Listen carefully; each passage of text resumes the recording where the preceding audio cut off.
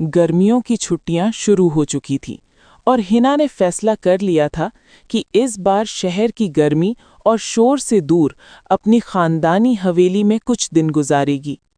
ये हवेली अंग्रेज़ों के ज़माने की थी, शहर से तकरीबन 50 किलोमीटर दूर एक वीरान सी जगह पर। साथ उसकी सहेली रिया भी थी, जो हर बात पर घबरा जाती थी। हिना, मुझे ये जगह अच्छी नहीं लग रही, रिया ने गाड़ी से उतरते ही कहा। हवेली का बैरूनी दरवाज़ा बहुत बड़ा था, लकड़ी का, जिस पर सब्ज रंग की पुरानी तह जा बजा उखड़ी हुई थी।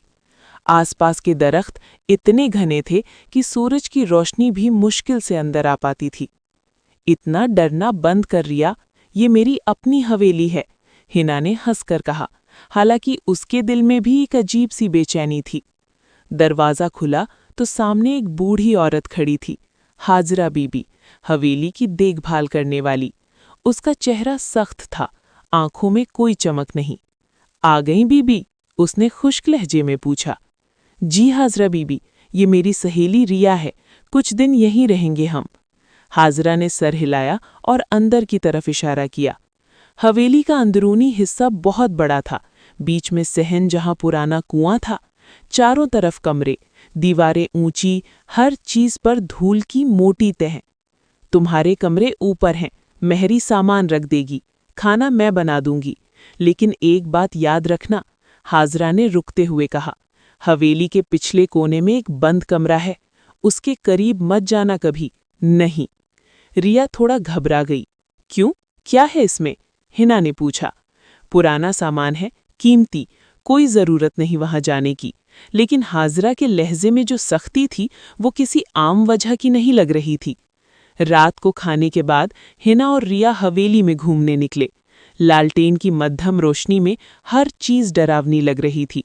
दीवारों पर पुरानी तस्वीरें लटकी थीं, जिनमें से कुछ में अंग्रेज अफसर थे, कुछ में खानदान के बुजुर्ग। हिना, चलो वापस चलते हैं, यहाँ अच्छा नहीं लग रहा। लेकिन हिना की नज़र हवेली के पिछले कोने पर थी। वहां एक कॉरिडोर थी, बिल्कुल अंधेरी। उसने रिया का हाथ पकड़ा और उसी तरफ बढ़ने लगी। नहीं हिना, हाजरा बीबी ने मना किया था। बस देखने तो देख, क्या है उसमें। कॉरिडोर के आखिर में एक दरवाज़ा था, मोटी लकड़ी का। उस पर जंजीरें और ताला लगा था और ताले पर एक धागा बंधा था। दरवाजे के ऊपर अरबी में कुछ लिखा था, जो धुंधला हो चुका था। दरवाजे के नीचे से ठंडी हवा आ रही थी, हालांकि बाहर गर्मी थी। यहाँ से चलो हिना, प्लीज। लेकिन उसी वक्त पीछे से आवाज आई। मैंने कहा था ना कि यहाँ मत आना। दोनों चौंके। हाजरा बीबी खड़ी थी, उसके चेहरे पर गुस्सा था। फौरन अपने कमरों में जाओ और दोबारा यहाँ आने की कोशिश नहीं करनी। रात भर हिना को नींद नहीं आई, उसके कानों में वो ठंडी हवा की आवाज गूंज रही थी। अगले दिन हिना ने हाजरा से पूछा, बीबी, उस बंद कमरे में है क्या? आप इतना क्यों छुपा रही हैं? हाजरा चाय पी रही थी। उसने कप जोर से रखा और कहा, बेटी, कुछ चीजें जानने की नहीं होती। पुराने जमाने में इस हवेली में बहुत कुछ हुआ है।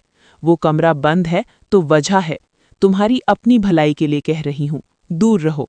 लेकिन बस, और कोई बात नहीं।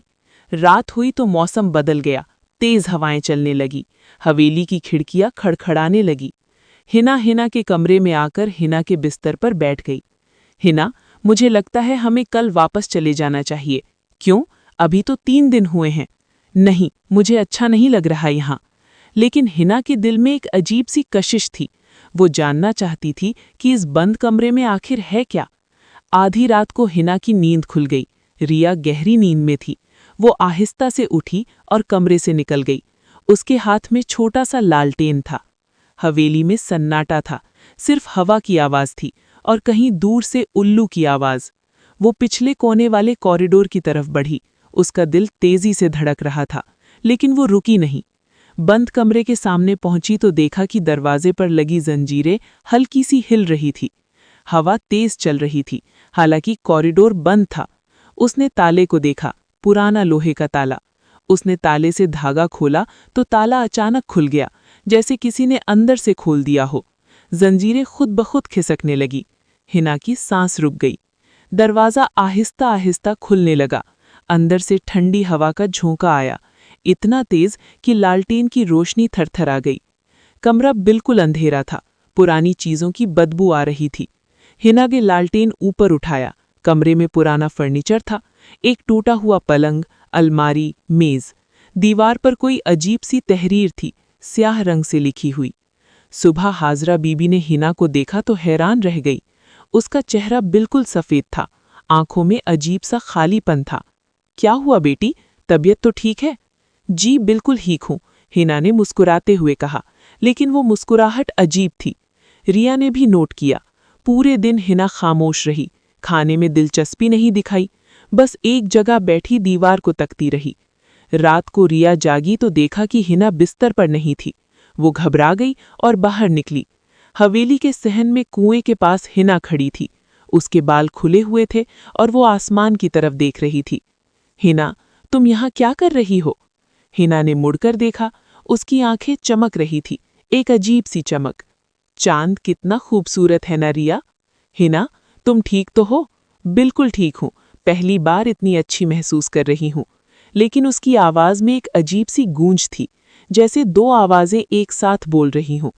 अगले दिन हिना का रवैया और भी अजीब हो गया।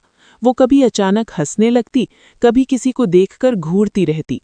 दोपहर को जब रिया और हाजरा किचन में थीं तो ऊपर से आवाज आई। हिना हवेली की छत पर खड़ी थी, बिल्कुल किनारे पर। हिना, नीचे आओ, रिया चीखी। लेकिन हिना ने मुड़कर देखा और हंसती, फिर आहिस्ता आहिस्ता नीचे आ गई। रात को उसकी हरकतें मजीद खौफनाक हो गई। वो दीवार के सामने खड़े होकर किसी अजीब जबान में बड़बड़ाने लगी, ना अरबी, ना उर्दू, ना फारसी, कुछ और। रिया ने हाजरा बीबी को बताया, बीबी, हिना को कुछ हो गया है, वो बिल्कुल बदल गई है। हाजरा का चेहरा सफेद पड़ गया। बेटी, सच बताओ, क्या हिना उस बंद कमरे में गई थी? रिया ने हकलाते हुए कहा, मुझे नहीं पता, शायद। हाजरा ने आसमान की तरफ देखा और कहा, अल्लाह खैर करे, जो डर था वो हो गया। हाजरा ने सब कुछ बताया। इस हवेली में अंग्रेजों के ज़माने में एक अंग्रेज अफसर रहता था। उसने एक बुजुर्ग की मदद से एक जिन को कैद किया था इस बंद कमरे में। बहुत ताकतवर जिन था। उसने इस कमरे में किसी को दाखिल न होने दिया और खुद भी नहीं गया। कहते हैं कि जिन ने कसम खाई थी कि जिस दिन वो आज़ाद होगा वो बदला लेगा। लेकिन अब रिया कांप रही थी।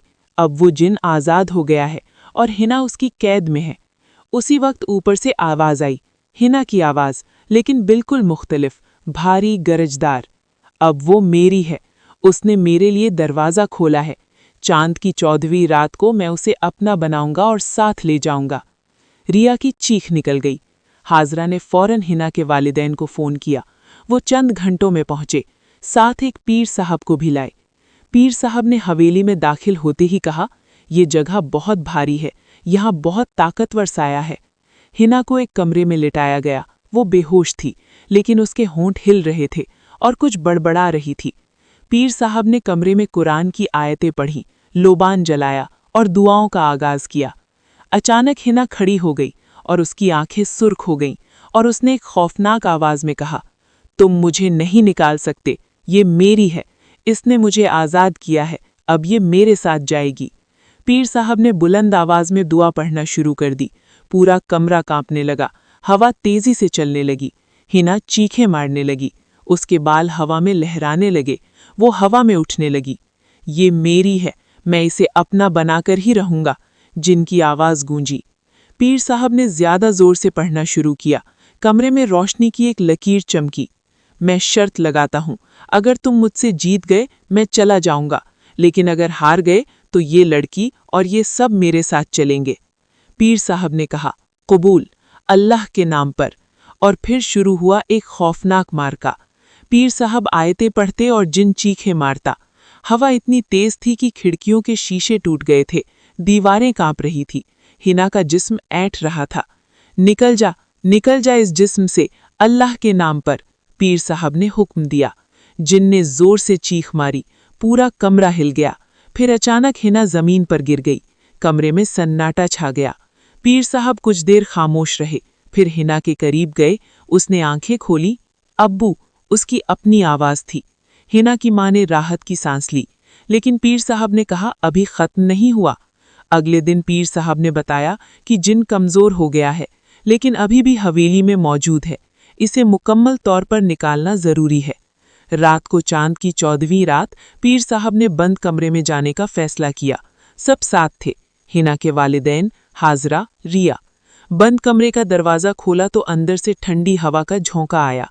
पीर साहब अंदर दाखिल हुए और दीवार पर लिखी अजीब तहरीर देखी। ये वो नक्श है जिससे इसे कैद किया गया था।